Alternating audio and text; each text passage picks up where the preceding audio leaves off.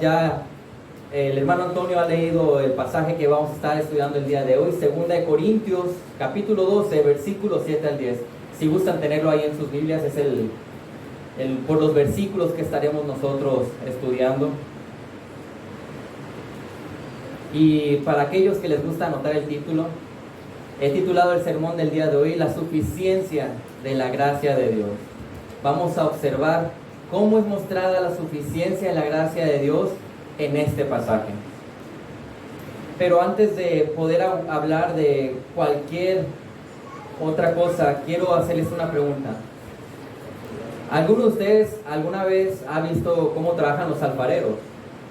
¿Cuál es su trabajo? ¿Han visto que ellos trabajan con barro? Hacen figuras.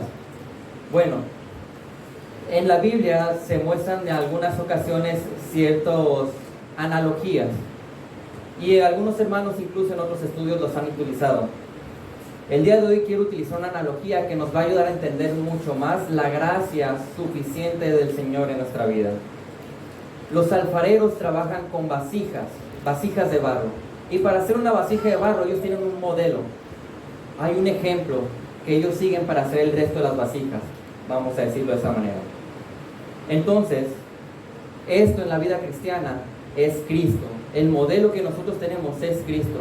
Y Dios, que es el alfarero, nos va moldeando de tal manera que nosotros cada día nos parezcamos más a Cristo. Y eso es la gracia del Señor en nuestras vidas.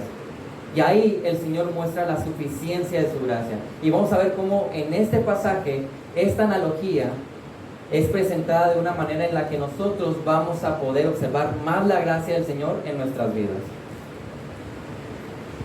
Es curioso porque la mayoría de las maneras en las que Dios trabaja para moldear nuestro carácter y mostrando su gracia es en medio de dificultades.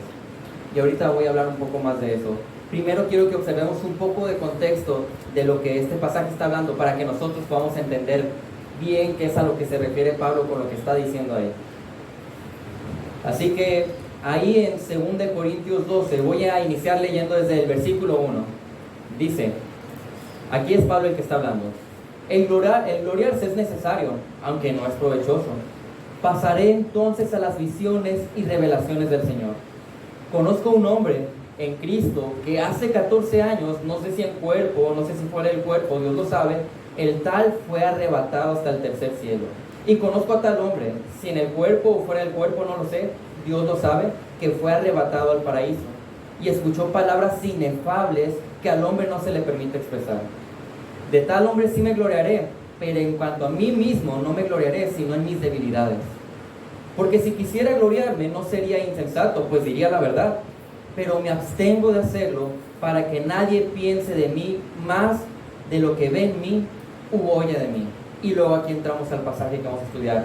Y dada la extraordinaria grandeza de las revelaciones que él acaba de mencionar, por esta razón, para impedir que me enalteciera, me fue dada una espina en la carne, un mensajero de Satanás que me abofetee, para que no me enaltezca. Acerca de esto 3 veces he rogado al Señor para que me lo quitara de mí. Y Él me ha dicho, te basta mi gracia, pues mi poder se perfecciona en la debilidad. Por tanto, con muchísimo gusto me gloriaré más bien en mis debilidades, para que el poder de Cristo more en mí. Por eso me complazco en las debilidades, en insultos, en privaciones, en persecuciones y en angustias, por amor a Cristo, porque cuando soy débil, entonces soy fuerte. Así que estamos observando el contexto, vemos que Pablo de alguna manera fue llevado a observar el paraíso y el tercer cielo, pero no se le era permitido hablar sobre lo que él había visto allá. Y se menciona que Dios, para que Pablo no hablara y no se enalteciera, le dio algo. Puso algo en su vida para que Pablo no hablara de estas cosas y no hubiera orgullo en él. Así que lo que observamos aquí es que la suficiencia de la gracia de Dios nos enseña que hay bendiciones en medio de las dificultades. Dificultades por Cristo. Es lo que vamos a aprender hoy. El día de hoy vamos a ver 3 maneras en las que su gracia nos enseña que hay bendiciones en medio de las dificultades por Cristo. Y vamos a iniciar en el versículo 7 de capítulo 12, 2 de Corintios. Dice: y dada la extraordinaria grandeza de las revelaciones, por esta razón, para impedir que me enalteciera, me fue dada una espina en la carne, un mensajero de Satanás que me abofeté para que no me enaltezca. En este versículo nosotros vemos la primera manera en la que el Señor nos enseña que hay bendiciones en medio de las dificultades, y es que nos enseña a valorar el sufrimiento. Su gracia nos enseña a valorar el sufrimiento. Si ciertamente aquí podemos observar que Dios le ha dado gracia a Pablo en muchas ocasiones, y por su gracia él había visto todo aquello que se le reveló, que vimos en el contexto. Y de la misma manera en que la gracia del Señor fue mostrada al mostrarle todas esas cosas, es evidenciada en el sufrimiento que Pablo estaba padeciendo, en el sufrimiento que Dios le había dado a Pablo, porque había un propósito, había una razón para ese sufrimiento.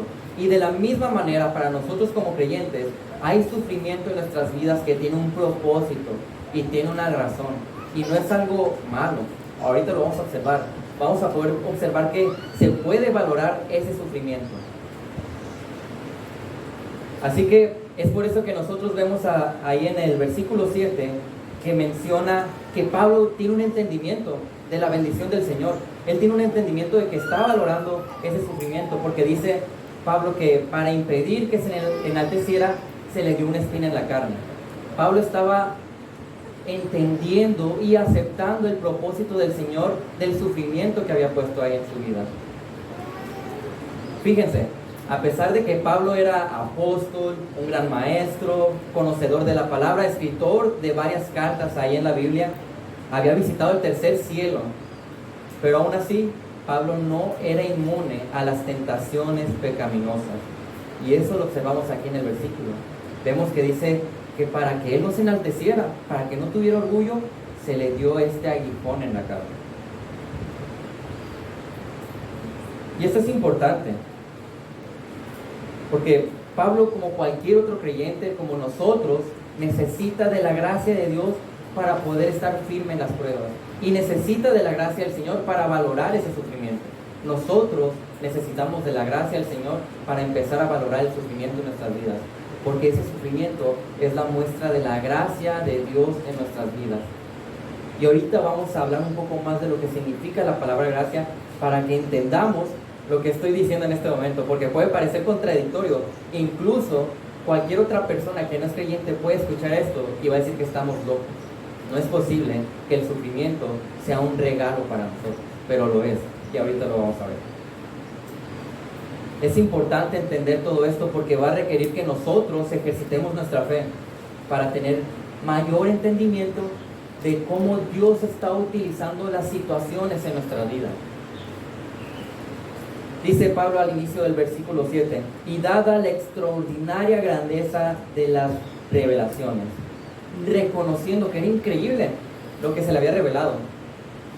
Dice que no había muchas palabras para poder explicar todo eso que se le reveló. Imagínense, Pablo fue al tercer cielo, observó cosas que ninguno de nosotros sabemos cómo eran, que batallaba hasta para describirlo, y no se le permitía hablar de eso.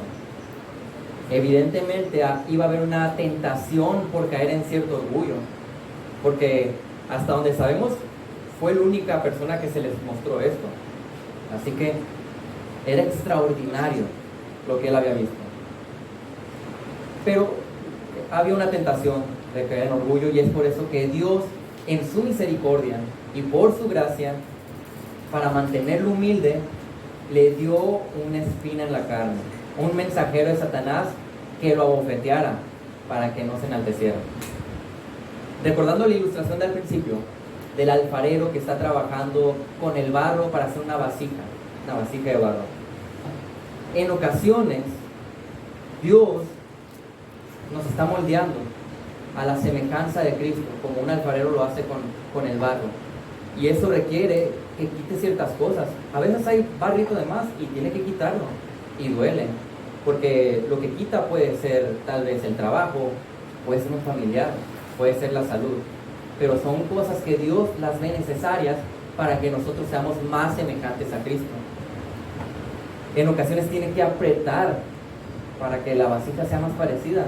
Y vamos a sentir presiones en nuestras vidas, va a haber tiempos de angustia, pero recordemos, es para que nosotros seamos más semejantes a Cristo.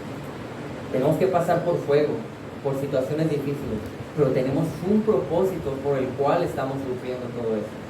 Y Pablo conocía el propósito de su sufrimiento, que era el no pecar, el frenar el pecado en su vida. Y hay mucho debate sobre la interpretación de qué es esta espina en la carne. Me imagino que algunos de ustedes lo han escuchado y tal vez han escuchado algunas interpretaciones, no sé si es la correcta o no, pero hay mucho debate sobre qué es. No quiero abundar mucho sobre esto porque no es lo importante de aquí de este tema, pero sí hay que mencionarlo. Hay varios comentarios que mencionan que posiblemente podría ser una enfermedad física de Pablo, este aguijón en la carne. Y esta enfermedad física le está provocando un sufrimiento. Es una interpretación que se le da. En lo personal, no pienso que pueda ser eso, pero puede ser, ¿no? Realmente no, la palabra no nos da más luz para intuir que sea una enfermedad. Pero muchos comentarios correctos hablan de otra cosa. Fíjense, la palabra espina o aguijón, como vemos en ciertas traducciones, puede ser aún mejor traducido como estaca. Y la palabra estaca puede reflejar un poco más la gravedad del sufrimiento que Pablo estaba sufriendo. Entonces, es una estaca, es algo que está provocando sufrimiento fuerte, grave en Pablo, y él reconocía que era algo que el Señor había permitido que sucediera en su vida, que Dios le había dado a él ese tipo de sufrimiento. Y esto chocaría contundentemente con aquellos que predican sobre el evangelio de la prosperidad y la buena salud, porque esta falsa enseñanza nos dice que si nosotros tenemos mucha fe, vamos a tener muy buena salud y económicamente vamos a estar muy bien y no va a haber depresión, ni estrés, nada de eso en nuestras vidas, porque si tú tienes mucha fe, no vas a sufrir nada. ¿Es cierto eso, hermanos? No lo es falso. Y lo vemos aquí con Pablo. Pablo, apóstol, maestro, escritor de ciertas cartas de la Biblia, sufriendo. Si Pablo sufría, evidentemente todos nosotros también íbamos a sufrir. Cristo padeció de cierta angustia también y ahorita lo vamos a observar. Entonces puede que a algunos les sorprenda que Dios pueda mandar cierto sufrimiento en nuestras vidas, pero hay que recordar que somos creyentes y que su gracia nos va a enseñar a valorarlo, porque tiene un propósito para todos nosotros. Filipenses 1:29 dice: porque a ustedes se les ha concedido por amor de Cristo no solo el creer en Él, sino también sufrir por Él.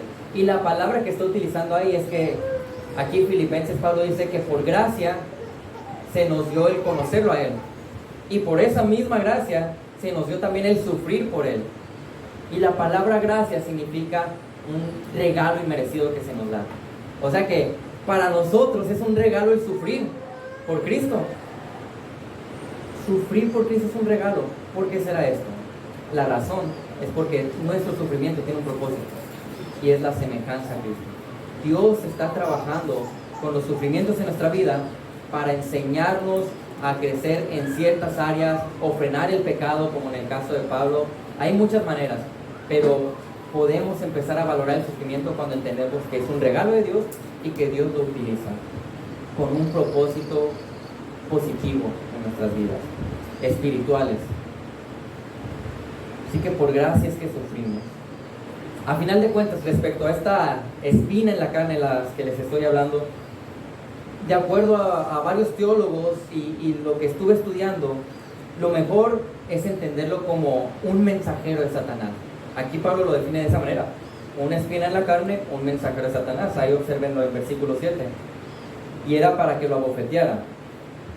Entonces, mensajero en la Biblia, en el griego, es ángelos. Y ángelos, esta palabra en el Nuevo Testamento se refiere a los ángeles. Obviamente, un ángel de Satanás es un demonio.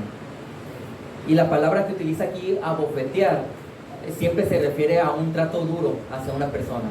Había un trato duro contra Pablo. Y luego dice que se le llama espina o aguijón. En el Antiguo Testamento se refería a quienes estaban oponiendo, como espinas o aguijones. Números 33:55 dice: pero si no expulsan de delante de ustedes a los habitantes de la tierra, entonces sucederá que de ellos dejen, serán como aguijones a sus ojos y como espinas a sus costados, y los hostigarán en la tierra en que habiten. Pareciera, por la forma en cómo está escrito este mensajero de Satanás, que hace referencia a un grupo de personas o a una persona que estaba atacando a Pablo. Porque incluso la manera en cómo menciona el que quitar ese aguijón en la carne, en el griego es como quitar a alguien y no quitar una situación. Es solamente una interpretación de muchas que hay acerca de esto. Lo mejor es entenderlo como un sufrimiento. Era algo que hacía sufrir a Pablo. No, la Biblia no da más luz sobre qué puede hacer, pero sabemos que era algo que estaba provocando sufrimiento a Pablo y que Dios lo utilizó para que él no pecara, que no cayera en ese pecado de enaltecerse. Explícitamente Pablo menciona ese propósito: me fue dado una espina en la carne, un mensajero de Satanás que me abofetee para que no me enaltezca. En todo caso, no debe de sorprendernos que en nuestra vida haya momentos de sufrimiento. Este es un ejemplo de cómo Dios utiliza el sufrimiento en la vida de los creyentes. En el caso de Pablo, para frenar el pecado de enaltecerse. Cada uno de nosotros es diferente en personalidad y carácter, y Dios está trabajando diferente con cada uno de nosotros. Entonces va a utilizar pruebas y sufrimientos distintos en nosotros para trabajar en esas áreas. Que no nos sorprenda que vaya a llegar eso, porque somos creyentes y el Señor tiene que moldearnos cada vez más a la imagen de Cristo. Y es el Espíritu Santo el que nos va a capacitar para mantenernos firmes y entonces poder observar que es Dios el que está trabajando en medio de esa situación de sufrimiento y valorarlo. Si un creyente puede valorar el sufrimiento, es por la gracia que el Señor le ha dado, porque el Espíritu Santo está morando en él, capacitándolo para que él pueda observar eso y él pueda valorar eso. Como les digo, hay una promesa en la palabra que habla de que nosotros vamos a sufrir. Segunda de Timoteo 3:12 dice: y en verdad todos los que quieren vivir piadosamente en Cristo Jesús serán perseguidos, van a padecer.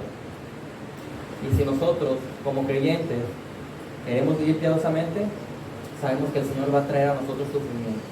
Pero entendámoslo de esta manera: un sufrimiento que se puede valorar, porque es un sufrimiento con propósito. La pregunta entonces sería: ¿cómo reacciono o cómo voy a reaccionar yo cuando el sufrimiento venga a mi vida? ¿Qué va a suceder? Ya conozco que el Señor trabaja por medio del sufrimiento. ¿Lo voy a valorar? ¿Voy a observar la soberanía del Señor trabajando en medio de esas situaciones? Y si la respuesta es no, o no hay una respuesta, pero cuando llega hay queja, ¿cuál es la razón de quejarse? Esto lo pregunto por lo que vamos a leer a continuación. Los invito a que vayamos a Job. Job es un ejemplo muy bueno de cómo reaccionar al sufrimiento. En Job capítulo 1, voy a leer desde el versículo 1, dice: hubo un hombre en la tierra de Uz llamado Job. Aquel hombre era intachable, recto, temeroso de Dios y apartado del mal. Un hombre piadoso era Job. Le nacieron 7 hijos y 3 hijas. Su hacienda era de 7,000 ovejas, 3,000 camellos, 500 yuntas de bueyes, 500 asnas y muchísima servidumbre. Aquel hombre era el más grande de todos los hijos del oriente. Era un hombre poderoso que tenía una familia y era piadoso. Por lo pronto es lo que estamos observando. Sus hijos acostumbraban ir y hacer un banquete en la casa de cada uno por turno e invitaban a sus 3 hermanas para comer y beber con ellos. Cuando los días del banquete habían pasado, Job enviaba a buscarlos y los santificaba. Y levantándose temprano, ofrecía holocaustos conforme al número de todos ellos. Porque Job decía: quizá mis hijos hayan pecado y maldecido a Dios en sus corazones. Y Job siempre hacía así. Un hombre piadoso que actuaba de manera correcta con su familia. temeroso del Señor. Y es lo que vemos aquí en esta primera parte de Job. Después vemos que Dios permite que suceda sufrimiento en la vida de Job. Ya después en el capítulo 13 lo vemos, dice: y aconteció que un día en que los hijos y las hijas de Job estaban comiendo y bebiendo en la casa del hermano mayor, vino un mensajero a Job y le dijo: los bueyes estaban arando y las asnas paciendo junto a ellos, y los sabeos atacaron y se los llevaron. También mataron a los criados a filo de espada. Solo yo escapé para contárselo a usted. Y mientras estaba hablando, vino otro y dijo: fuego de Dios cayó del cielo y quemó a las ovejas y a los criados y los consumió. Solo yo escapé para contárselo a usted. Y mientras estaba hablando, vino otro y dijo: los caldeos formaron 3 cuadrillas, se lanzaron sobre los camellos y se los llevaron, y mataron a los criados a filo de espada. Solo yo escapé para contárselo a usted. Hasta este punto acabamos de ver cómo Job acaba de perder todo su poder. Todos estos bienes materiales eran parte del poder y la economía que tenía Job, y lo acaba de perder todo. Luego, en el versículo 18, mientras estaba hablando, vino otro y dijo: sus hijos y sus hijas estaban comiendo y bebiendo. Vino en la casa del hermano mayor, y entonces vino un gran viento del otro lado del desierto y azotó las 4 esquinas de la casa, y esta cayó sobre los jóvenes y murieron. Solo yo escapé para contárselo a usted. Ahora acaba de perder a sus hijos, a su familia. Y vean la respuesta de Job. Entonces Job se levantó, rasgó su manto, se rasuró la cabeza y postrándose en tierra adoró. Hubo duelo, hubo angustia, y es evidente por la manera en cómo reaccionó, pero adoró a Dios. Y dijo: desnudo salí del vientre de mi madre y desnudo volveré allá. El Señor dio y el Señor quitó. Bendito sea el nombre del Señor. En todo esto Job no pecó ni culpó a Dios. Perdió su poder, perdió a sus hijos.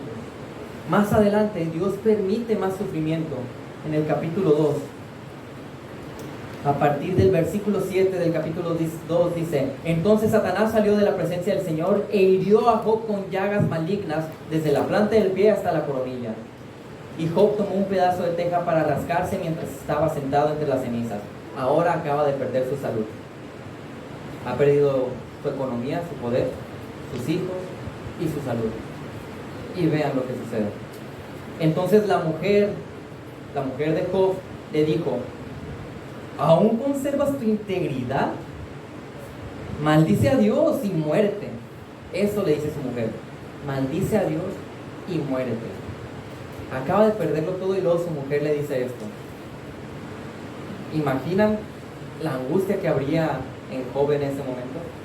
¿Y qué dice Job? ¿Cómo responde? Pero él le dijo: hablas como habla cualquier mujer necia. ¿Aceptaremos el bien de Dios pero no aceptaremos el mal? En todo esto Job no pecó con sus labios. Ese es un ejemplo de una respuesta correcta al sufrimiento.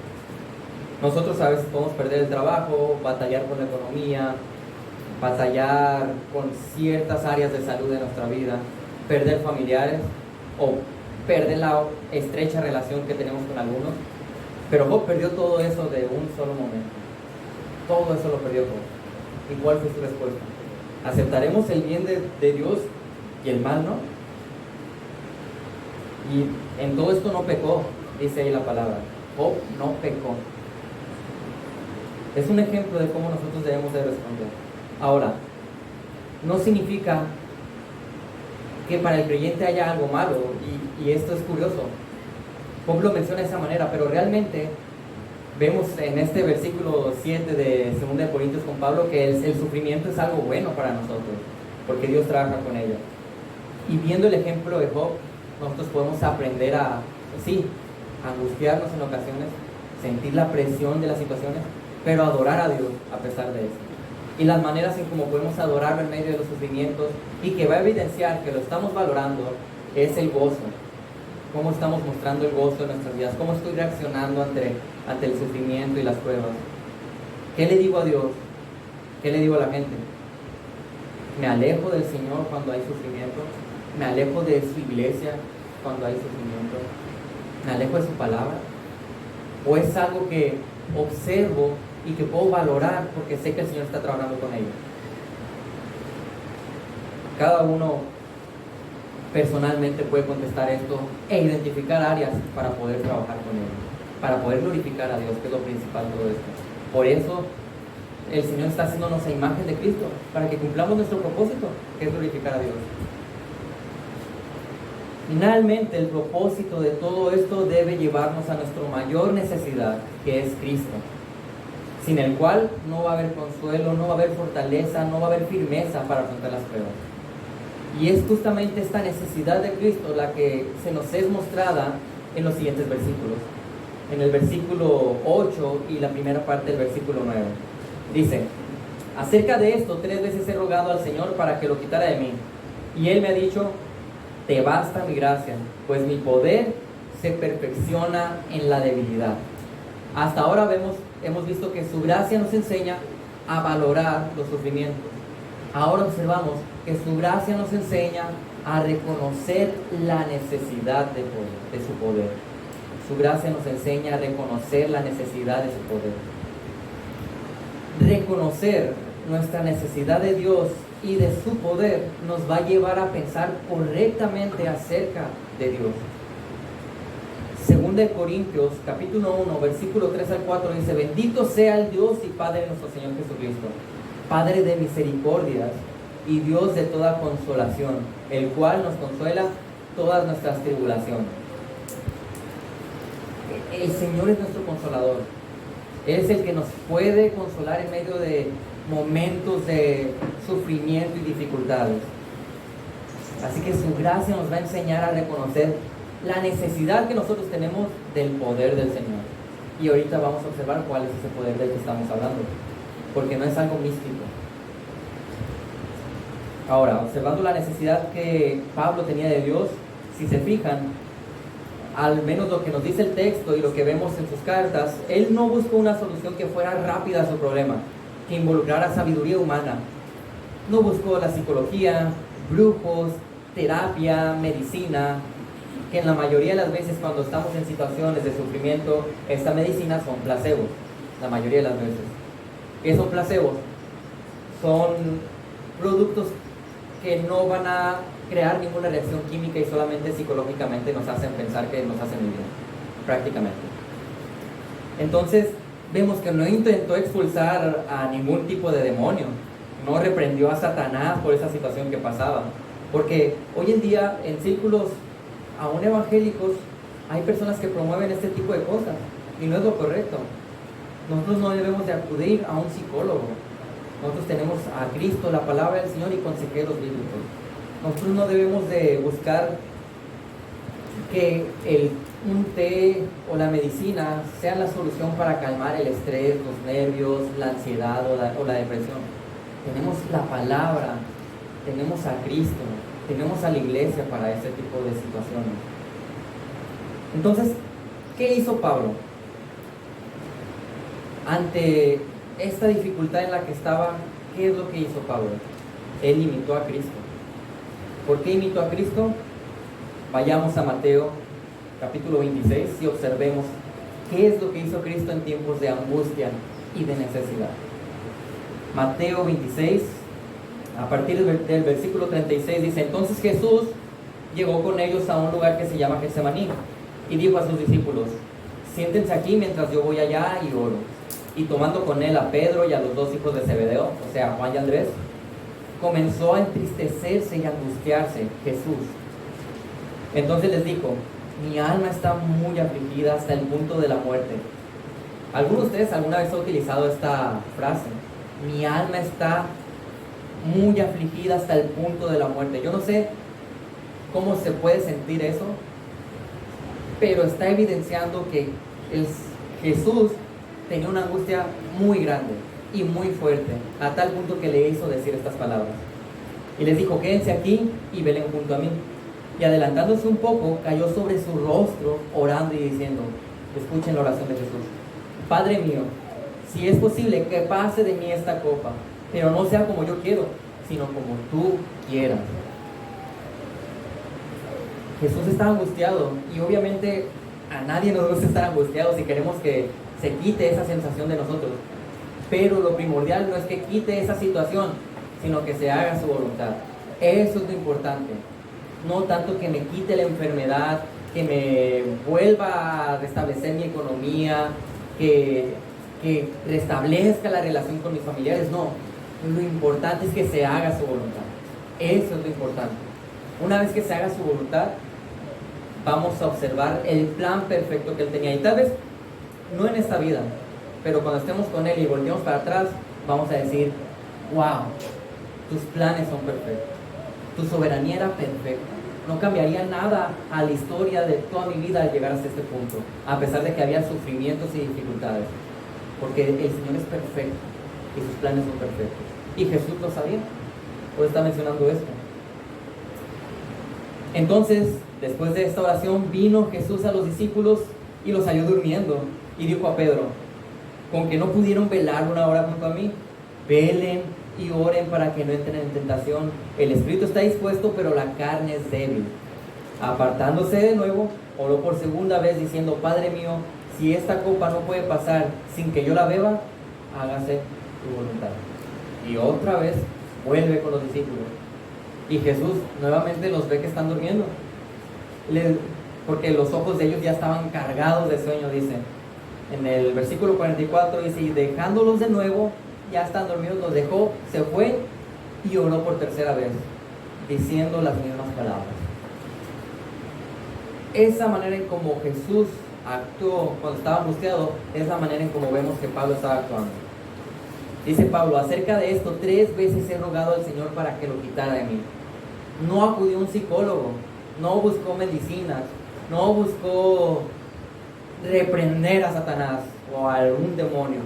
No, acudió al único que puede atender nuestras necesidades espirituales. ¿Quién es? Cristo, el Señor. Su poder es lo único que puede satisfacer y consolar los momentos de dificultad. No estoy diciendo que si alguno de ustedes padece de algo físico que requiera de medicina, que no vayan. Evidentemente, cuando hay algo físico en nuestro cuerpo, debemos de acudir a médicos para que se trate de nuestro cuerpo. Porque si estamos bien de salud, hay maneras más fáciles de servir al Señor. Pero si estamos hablando de algo que no es físico, debemos de ser cuidadosos de en qué momentos estamos acudiendo al médico.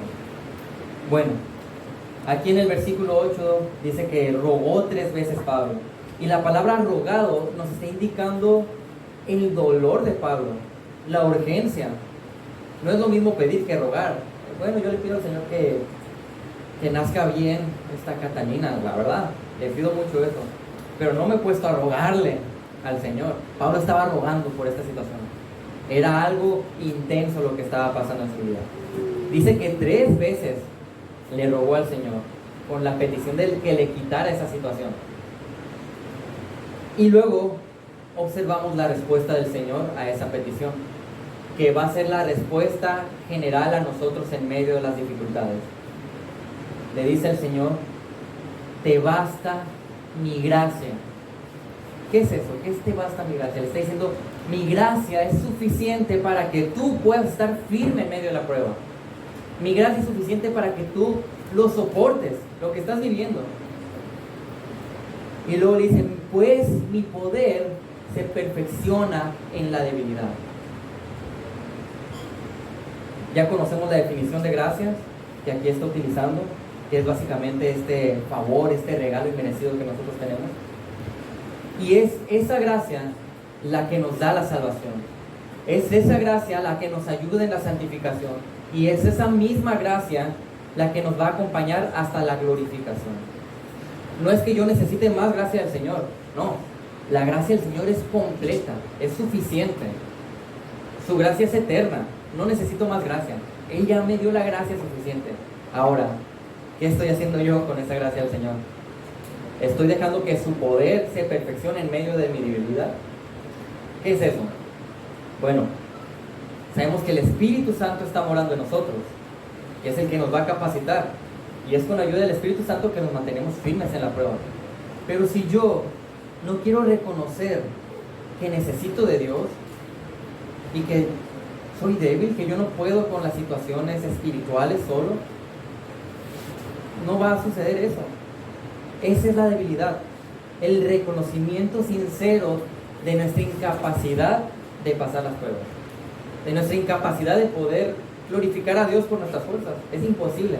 Es solamente con el Espíritu Santo que nosotros realmente podemos adorarlo y glorificarle y estar firmes en medio de las situaciones complicadas.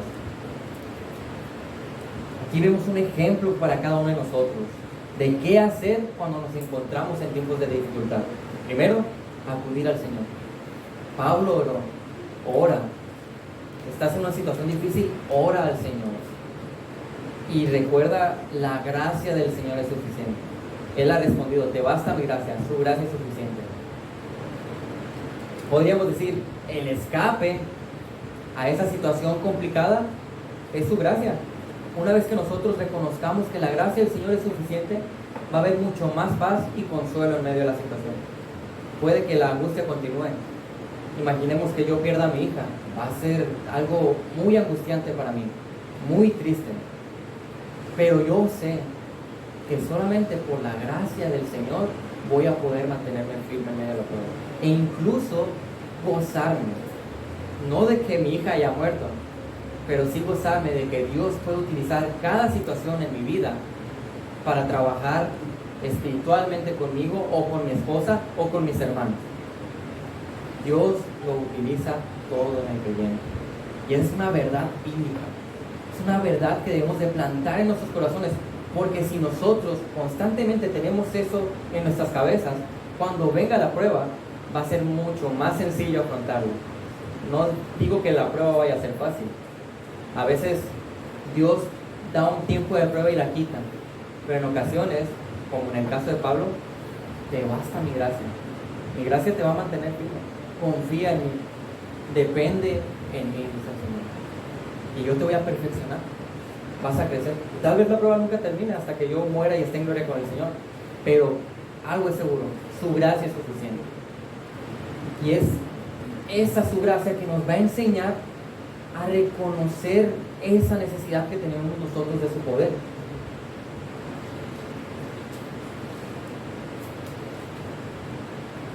Es interesante porque le está diciendo Dios a Pablo y a nosotros que la gracia es suficiente para cada necesidad espiritual que tengamos en nuestras vidas. Escuchen esto: la gracia es suficiente para cada necesidad espiritual que tengamos. Me gusta lo que dice John MacArthur acerca de la gracia. Dice que es suficiente para creer en el Evangelio, para entender y utilizar la palabra en todos los asuntos de la vida, para vencer el pecado es suficiente la gracia, para vencer la tentación, para soportar el sufrimiento, la desilusión y el dolor. La gracia es suficiente para obedecer a Dios, para servirle eficazmente y para adorarlo.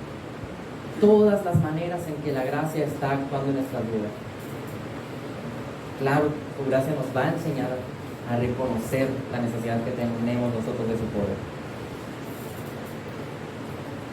1 Corintios 10:13 dice: no les ha sobrevenido ninguna tentación que no sea común a los hombres. Fiel es Dios, que no va a permitir que ustedes sean tentados más allá de lo que pueden soportar, sino que con la tentación proveerá también la vía de escape, a fin de que puedan resistirlo. ¿Cuál es la vía de escape ante la tentación y la prueba? La gracia del Señor. Esa es la vía de escape, la gracia del Señor. Aquí dice que no se nos va a dar una tentación más grande que no podamos soportar con la gracia del Señor. Pero no está diciendo, no se les va a dar una tentación que dure mucho tiempo, no. Solo sabemos que con su gracia podemos estar firmes y soportarla. Y ese es nuestro consuelo. Porque no es nuestro poder, no es nuestras fuerzas. Estamos dependiendo en el poder del Señor. No se nos va a dar una prueba que con la gracia de Dios no la podamos soportar. Porque la excusa que muchos podemos poner es que yo no soy Cristo como para poder tener un carácter tan bueno y soportar esta prueba. Yo no soy Cristo para soportar el resto de mi vida de esta forma. Hermano, el Espíritu Santo está morando en ti y la gracia del Señor es suficiente para cada situación. Hay situaciones muy difíciles, pero la gracia del Señor es suficiente para eso. Es una verdad bíblica. Y una vez que nosotros reconocemos de verdad nuestra necesidad del poder del Señor, vamos a observar realmente cómo su gracia de verdad es suficiente en esas situaciones. Decir que no podemos soportar esas situaciones es desechar la gracia del Señor, ese regalo inmerecido que Él nos ha dado. El Señor nos dice: te basta mi gracia es suficiente, tranquilo, yo tengo el control, yo soy soberano, lo que te estoy dando es lo que necesitas, es lo que Él nos dice. Y cada uno podemos estar teniendo situaciones diferentes de sufrimiento, pero déjame decirle esto, hermano: el Señor nos da la vía de escape, la gracia. Tenemos de su gracia, y esa nunca se va a apartar de nuestra vida. Es una bendición. Hebreos 4:16 dice: por tanto, acerquémonos con confianza al trono de gracia, para que recibamos misericordia, hallemos gracia para la ayuda oportuna. Acerquémonos a Dios cuando estemos en situaciones difíciles, en dificultades. Él es nuestro consuelo, solamente Él. Recordemos, la gracia es otro de los atributos perfectos del Señor. Es eterna, es santa, así que es suficiente. Teniendo esto en mente, ¿necesito yo más gracia del Señor que la que ya nos ha dado? La respuesta es no. Su gracia es eterna, santa y suficiente. No necesitamos más. ¿Necesito un pececito más agua que la que ya hay en el mar para poder nadar? No. Igual nosotros no necesitamos más gracia. Ya su gracia ha cubierto todas nuestras necesidades. Ahora disfrutemos de ella y dependamos de ella. Cuando digo que no es posible soportar la prueba, ¿qué le estoy diciendo a Dios? ¿Qué le estoy diciendo a su gracia suficiente y perfecta? Y tal vez no lo digo explícitamente. No, su gracia no es suficiente, no lo digo. Pero la manera en cómo yo reaccione a diversas situaciones va a evidenciar si realmente yo estoy dependiendo de su gracia o no. Por un largo tiempo, desde el año pasado más o menos, en mi familia, yo, Abby, más yo personalmente estuve padeciendo ciertas situaciones externas e internas de pruebas y de sufrimiento en mi vida. Y había días en los que me despertaba de verdad muy agüitado, muy triste por la situación que estaba pasando. Primero perdí el trabajo, por la gracia de Dios obtuve otro, aclarando, en el lapso en el que yo no tuve trabajo, que fue un largo lapso, la gracia del Señor fue evidenciada de muchas maneras en mi vida, tanto usando a la iglesia como usando su palabra, muchísimo, en serio. Después el Señor, por su gracia, me da un trabajo, y el Señor, dándome esta bendición, dice otra bendición: sufrimiento. Me dio ciertas situaciones que eran complicadas, difíciles, que estaban haciendo mucha presión en mi vida. Empecé sinceramente a tener mucho estrés. Entonces había días en los que yo me despertaba muy derrotado, y había días en los que el Señor, cuando yo acudía a su palabra, me volvía a abrir los ojos. Pero los días variaban, a veces bien y a veces mal. Y debo ser sincero al comentarles que en muchas de las ocasiones yo no estaba reconociendo la necesidad que yo tenía de Él y de su poder. Quería yo, en mis propias fuerzas, soportar las situaciones que estaban sucediendo. Pero su gracia, por medio de su palabra y de su iglesia con hermanos, el Señor me empezó a mostrar cómo podía yo valorar esa situación y cómo el Señor podía utilizar esa situación en mí. Y una vez que yo y mi esposa, más que nada yo era el del problema, pude observar eso, la prueba no se fue, pero la manera en cómo reaccioné y cómo lo tomé fue muy diferente. No hay duda de que el Señor es nuestro consuelo y su palabra siempre nos va a consolar. Acerquémonos a Él y a su palabra. Dice aquí que, pues mi poder se perfecciona en la debilidad. Entonces esta necesidad nos muestra la debilidad que nos permite experimentar aún más el poder de Dios en nosotros. Así que primero Dios nos ha mostrado que Pablo puede valorar el sufrimiento porque es algo que el Señor utiliza para trabajar en nuestras vidas, y que debemos de reconocer esa necesidad de su poder porque es suficiente para poder mantenernos firmes. Ahora, pasemos a observar el final de este pasaje. 1 Corintios 12, segunda parte del versículo 9 y el versículo 10. Dice: por tanto, con muchísimo gusto me gloriaré más bien en mis debilidades, para que el poder de Cristo more en mí. Por eso me complazco en las debilidades, en insultos, en privaciones, en persecuciones y en angustias, por amor a Cristo. Porque cuando soy débil, entonces soy fuerte. Ya vimos que su gracia nos enseña a valorar el sufrimiento, que su gracia nos enseña a reconocer nuestra necesidad de su poder. Y ahora vamos a observar en estos últimos versos que su gracia nos enseña a complacernos en las debilidades. Su gracia nos enseña a complacernos en las debilidades. En esta última parte del pasaje observamos que Dios no solamente le quería mostrar su gracia, Él quería mostrar su poder. Cómo actúa el poder del Señor en nosotros cuando nosotros de verdad reconocemos la necesidad de Él. Cuando nosotros de verdad, sinceramente, vemos nuestra incapacidad para soportar las pruebas. Y esto va totalmente ligado con la humildad. Si yo no tengo humildad, yo no voy a poder reconocer que necesito de Dios. Se requiere de humildad para poder entender que dependemos de Él. Y es la manera en cómo Dios nos va a fortalecer y nos va a mantener firmes con una actitud que pueda soportar la prueba. Como creyentes es necesario que los sufrimientos, los dolores, las aflicciones nos consuman como un fuego para que quite todo desecho que hay en nosotros y seamos más semejantes a Cristo. Esas son las aflicciones, son un fuego que nos están dejando cada vez más puros. Así es como el Señor utiliza el sufrimiento de los creyentes. Es una bendición, porque eso no pasa con los no creyentes. Es una bendición para nosotros y es gracia. Es su gracia suficiente lo que hace eso.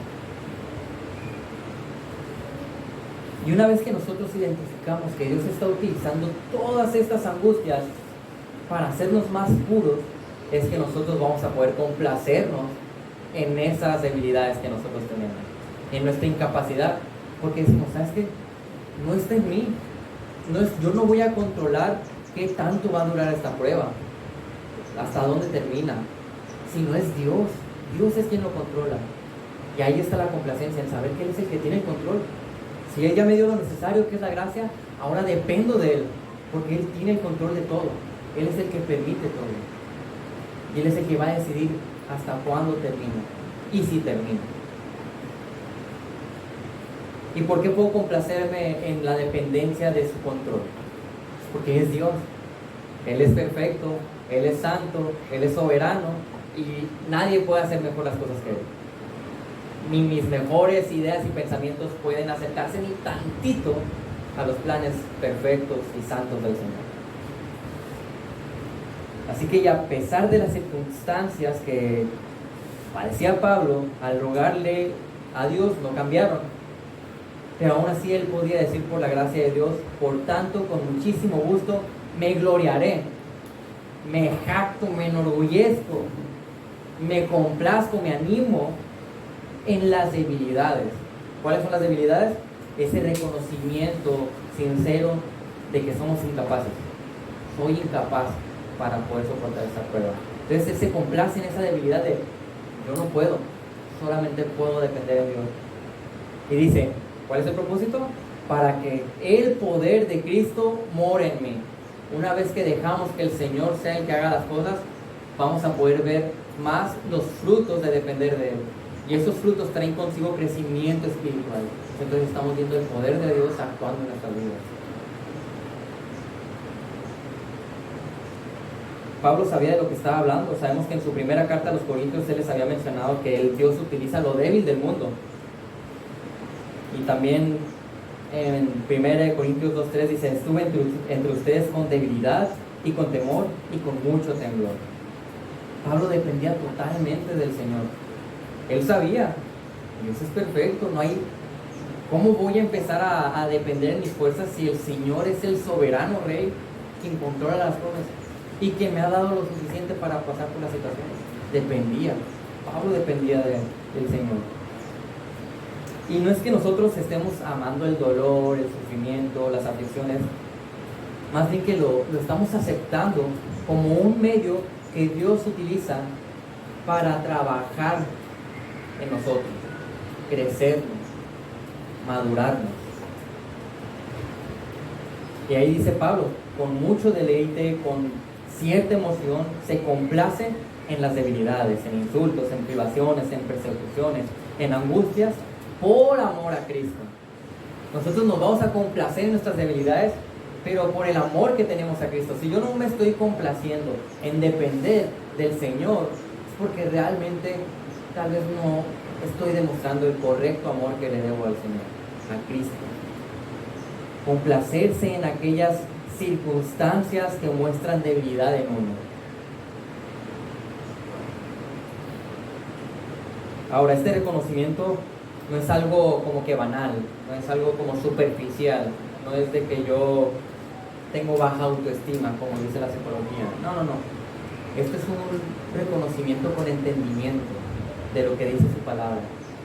Es saber que ni yo soy capaz de salvarme a mí mismo, y su gracia es la que me salvó, y ni yo soy capaz de santificarme a mí mismo, sino solamente con su gracia puedo hacerlo. Y nos santificamos en medio de las pruebas también. Sabemos que tenemos responsabilidad en medio de la santificación, pero nuestra dependencia total está en el Señor, en Cristo. Como creyentes, para nosotros es necesario aceptar las pruebas por las cuales el Señor nos permite pasar. Aceptar la enfermedad que el Señor me ha dado. Bueno, pues el Señor me la dio, le glorifico y me gozo. Y a lo mejor Dios puede utilizarla para que yo le pueda mostrar a los próximos hermanos que se enfermen de lo mismo cómo responder ante las pruebas. Es solamente un ejemplo. Yo puedo gozarme en medio tal vez de la situación complicada con mis familiares porque pues lo hice por amor a Él. A lo mejor a mis familiares les molestó que sea cristiano o que esté siguiendo su palabra. No lo sé. Hay muchas situaciones en las cuales nosotros nos podemos complacer en lo que Él está haciendo. Porque sabemos que para el creyente todo coopera, todo obra para bien. Incluso las tribulaciones nos van a permitir acercarnos más a Dios, disfrutar más de su gracia. Santiago 1, 2 al 4 dice: tengan sumo gozo, estén muy contentos, muy alegres, muy felices, hermanos míos, cuando se hallen en diversas pruebas. Y estas pruebas pueden ser sufrimientos, dificultades, situaciones complicadas económicas, de salud, de relaciones, etc. Sabiendo que la prueba de su fe produce paciencia, y que la paciencia tenga su perfecto resultado, para que sean perfectos y completos sin que nada les falte. ¿Recuerdan la analogía que hice el alfarero? Es igual. Las pruebas nos están moldeando para que seamos perfectos, semejantes a Cristo. Así que tengan sumo gozo, alégrense porque el Señor está trabajando con ustedes. La gracia suficiente de Dios de alguna manera se puede evidenciar mucho más en el sufrimiento, en la necesidad, en las debilidades. Prácticamente estas situaciones nos permiten observar más claramente la gracia, muchas veces, no siempre, pero en la mayoría de las ocasiones así es. Miren, hermanos, la gracia suficiente del Señor a nosotros en ocasiones es como las estrellas. Durante el día nosotros no vemos las estrellas, no podemos observarlas, porque la luz del sol no nos permite poderlas ver por la fuerza que tiene su luz. Pero cuando llega la oscuridad de la noche, ¿qué sucede? Las estrellas se hacen visibles. Y no es que llegan ahí solamente cuando es de noche, ahí estaban, siempre estuvieron ahí para que nosotros las pudiéramos observar. Pero ahora la luz del sol ya no está tan fuerte de ese lado y nosotros por medio de la oscuridad podemos ver las estrellas. Así es la gracia del Señor. De la misma manera, Dios utiliza muchas veces el sufrimiento para que podamos observar más claramente la gracia inmensa, inefable y suficiente de Él para nosotros. De la misma manera, muchas veces cuando ya estamos en este momento de dificultad, angustia y sufrimiento, podemos ver más claramente la gracia del Señor a nosotros. Así funciona en muchas ocasiones. Todo esto solamente nos va a llevar a reconocer el sufrimiento como una bendición de Dios y depender más de Dios. Reconocer nuestra debilidad para poder disfrutar de su poder.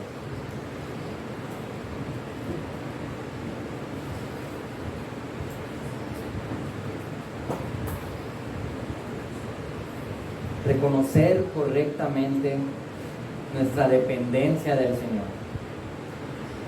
Así que la suficiencia de la gracia de Dios nos enseña que hay bendiciones en medio de las dificultades, hermanos. Hay bendiciones en medio de las dificultades. Su gracia nos enseña a valorar el sufrimiento.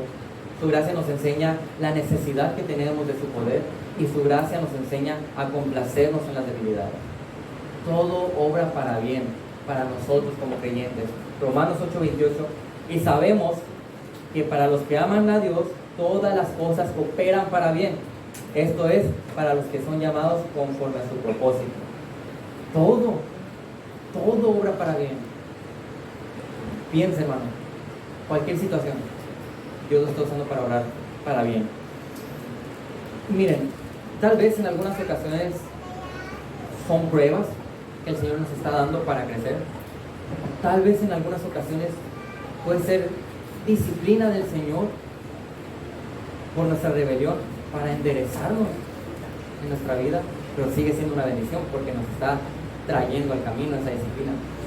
En ocasiones puede ser consecuencia de nuestro pecado, ese sufrimiento, y aún así hay que valorarlo porque nos muestra su gracia, nos muestra que nosotros, a pesar de la consecuencia de nuestro pecado, podemos adorarle y decir: me está mostrando correctamente a dónde debo apuntar, dónde debo poner la mano. Las pruebas son muy diferentes, de muchos matices, pero todo es una bendición para el creyente. Y aquí lo dice Romanos 8:28. Para quienes estamos en Cristo, todo es para bien. Y es por eso que podemos valorar el sufrimiento, reconocer nuestra necesidad de su poder y complacernos en las debilidades. Pero para quien no está en Cristo, es importante pensar en todo esto. Ya sabemos nosotros, y si no, miren, el propósito de todas las pruebas es nuestra semejanza a Cristo, para el creyente. Y esto con la finalidad de que cumplamos nuestro propósito de glorificar a Dios. Si tú estás aquí hoy y no eres creyente, hay cosas importantes que mencionar. Tú no puedes valorar el sufrimiento. No vas a poder reconocer la necesidad de su poder, ni te vas a poder complacer en las debilidades. E incluso tu destino va a ser diferente al de los creyentes. Va a ser la ira justa de Dios. Y en todo caso, debes de buscarlo a Él. Si has escuchado hoy, esta mañana, esto, busca a Cristo. Él es la vía de escape. Su gracia es la vía de escape a cualquier situación. Busca a Cristo. Debes arrepentirte de tus pecados. Creer en Cristo, que Él vino al mundo a morir por los pecados de sus hijos y fue sepultado y resucitado al tercer día. Confiar en el poder salvador de Cristo. Cree en Él. Recordemos, tenemos una meta y un propósito en esta vida, todos. Nuestra meta, la semejanza a Cristo. Nuestro propósito, la gloria de Él. Y solamente con la gracia de Él podemos cumplir con esto. Solamente con la gracia del Señor. Muchas veces las preguntas que nos hacemos en medio de las pruebas es: ¿por qué a mí? ¿Qué me quieres mostrar con esto? Miren, o estamos tratando de entender la situación o la voluntad de Dios. La pregunta no es ¿por qué a mí? La pregunta es ¿por qué a mí no? ¿Por qué a mí no suceden este tipo de pruebas, estas situaciones? Tal vez no es tanto qué me quieres mostrar, es cómo quieres que reaccione en medio de esta situación. Y tal vez no es tanto entender su voluntad, sino aceptarla. Aceptar la voluntad del Señor en nuestras vidas. Aceptar el sufrimiento que Él nos está dando. La suficiente gracia del Señor nos va a permitir observar las bendiciones en medio de las dificultades que estamos padeciendo, hermanos. Los invito a que oremos.